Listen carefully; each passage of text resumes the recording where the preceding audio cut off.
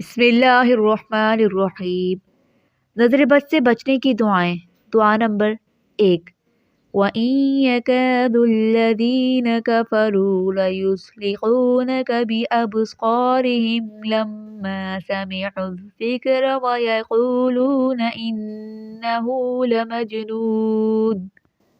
ترجمہ: جن لوگوں نے کفر اپنا لیا جب وہ نصیحت کی یہ بات سنتے ہیں تو ایسا لگتا ہے کہ یہ اپنی یعنی تیز تیز آنکھوں سے تمہیں ڈگمگا دیں گے، اور وہ کہتے ہیں کہ یہ شخص تو دیوانہ ہے۔ دعا نمبر 2۔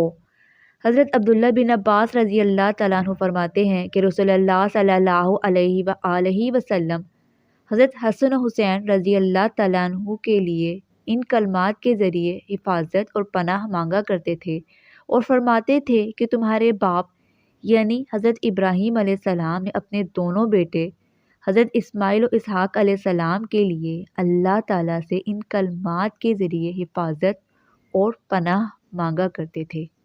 کلمات یہ ہیں: اعوذ بکلمات اللہ التامۃ من کل شیطان وہامۃ ومن کل عین لامہ۔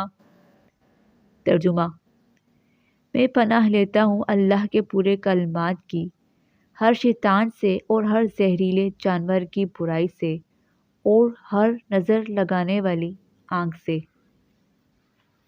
دعا نمبر 3۔ حضرت عائشہ رضی اللہ تعالیٰ عنہ بیان کرتی ہیں کہ جب رسول اللہ صلی اللہ علیہ وآلہ وسلم بیمار ہوئے تو حضرت جبرائیل علیہ السلام نے اس دعا کو پڑھ کر دم کیا: بسم اللہ یبریک ومن کل داء یشفیک ومن شر حاسد اذا حسد وشر کل ذی عین۔ ترجمہ: میں اللہ کے نام سے یعنی دم کرتا ہوں جو تجھے بری کرے اور ہر بیماری سے شفا بخشے اور حسد کرنے والے کی شر سے اور ہر آنکھ والے کے شر سے۔